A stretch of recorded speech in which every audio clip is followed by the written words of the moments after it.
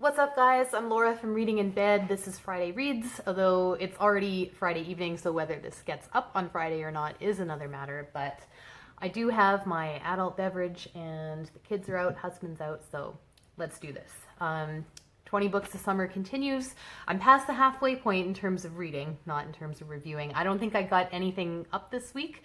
If anything, it would be my DNF review of The Ghost Bride, which if you haven't seen, I'll link to it. But yeah, I got to get moving on that this weekend. But I have been reading. I finished The Prison Book Club by Anne Walmsley.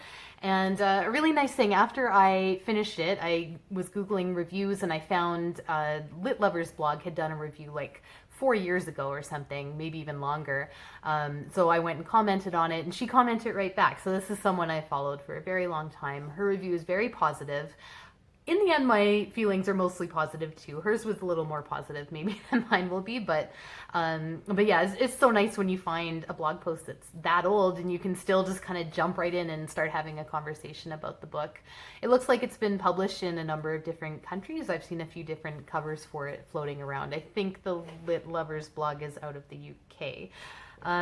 So anyways, I don't know if I have a lot more to say about that right now. I think one of the Goodreads reviews I saw of it said it was like too much, rich white lady stuff. I mean, that, yeah, the author, it does seem to be a rich white lady, but, and that's kind of where I started to, I'm like, well, she's really a little over the top with some of her like obliviousness, going in and kind of interacting with these men who are obviously mostly from a different socioeconomic background and all of that. But she kind of like, develops along the way. And in the end, I thought the book came together really nicely. I liked how each chapter focused on a book. So it is like a biblio-memoir. It's her like, recording her conversations and interactions with the prisoners she's meeting with as she's running this book club. Yeah, the books they pick are really interesting. As I mentioned before, some of them are sort of like authors who have since been disgraced a little bit in CanLit, but regardless, those were my favorite bits where it really focused on the books themselves and the prisoners' reactions to the books. Less so when she was talking about her own life, because but altogether, it was a good book. I did enjoy it. I would recommend it. Oh yeah, and then I did do a little reading off the 20 books list. I was reading How to Do Nothing by Jenny Odell over the last week or two, and that was just a library hold that came in. It was another one of, I'm always looking for the book that's gonna like fix my brain and get me off social media and all that. And again, this wasn't it, but this was probably the most interesting of those books that I've read, and I've read a few. I've read Jaron Lanier. I read the Zucked book all about Facebook and how evil they are. I read How to Disappear, which the title, like How to Disappear and How to Do Nothing, like they're similar in approach and tone, but I really liked How to Do Nothing a lot better. But I did feel sometimes like I just, well, for me, when I read books about, say, really complicated science and physics or math, sometimes I feel like I'm so close to understanding what the author's talking about, but I'm not quite there. And if I can just like stop thinking about it so much, I'll have this flash where I get it for a minute, but then it just falls apart as soon as I start thinking about how I'm getting it, if that makes any sense. This book felt like that, but more from a philosophical perspective.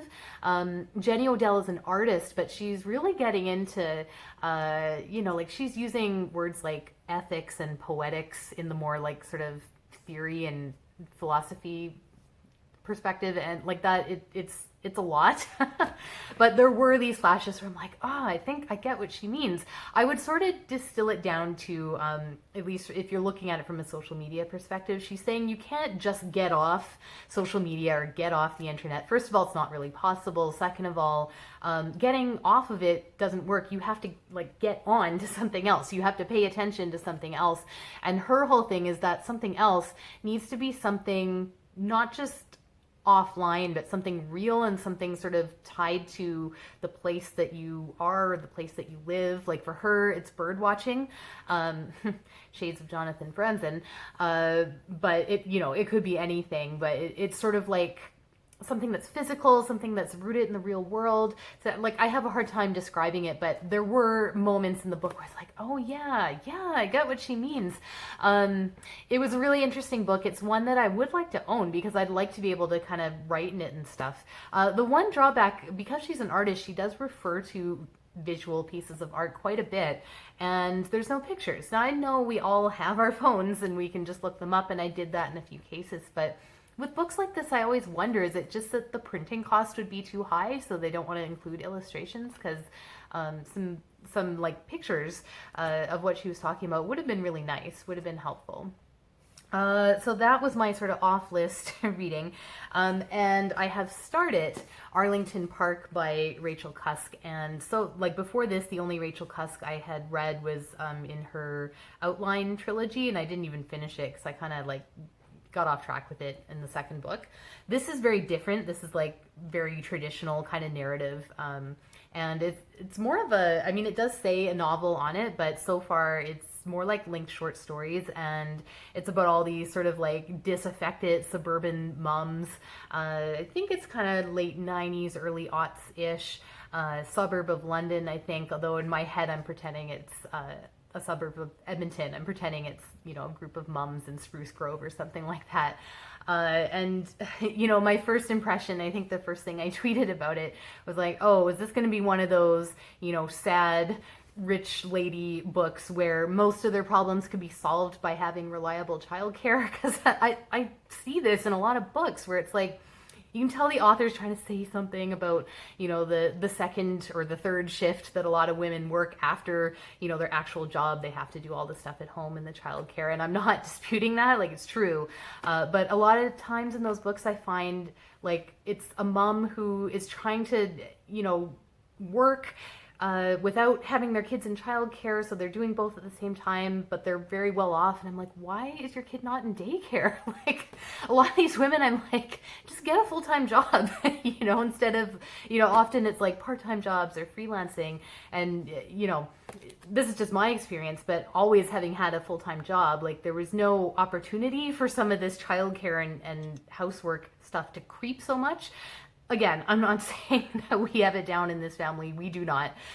There's lots of things that could be improved and lots of balance that isn't there. But yeah, this does seem to be a bit of that, like very sort of upper middle class families where the husband has some like extremely time consuming and high powered job, and the wife is either a stay-at-home mom or, you know, sort of working, but like they have to fit in everything else around their job while their husband just like drives to London every day and gets home at 8 o'clock at night and all that. So, but the writing is fantastic. I mean, you know, obviously she's so good. I don't know, like I gotta wait till I review it, but it's very funny, like very darkly funny. A lot of moments of like, oh yeah, I recognize that feeling. So yeah, I'm really glad I finally got to this. It's very short, and the only bad thing about it being so short is I'm gonna finish it real quick, and then I'm gonna be on to Quicksilver by Neal Stephenson, which is like 900 pages long. So next week's check-in, hopefully we'll be talking about that one. So I think that is it. Yeah, that's it. So that's Friday Reads. I'm gonna go finish my beverage and check out what you guys are reading. So thanks for watching.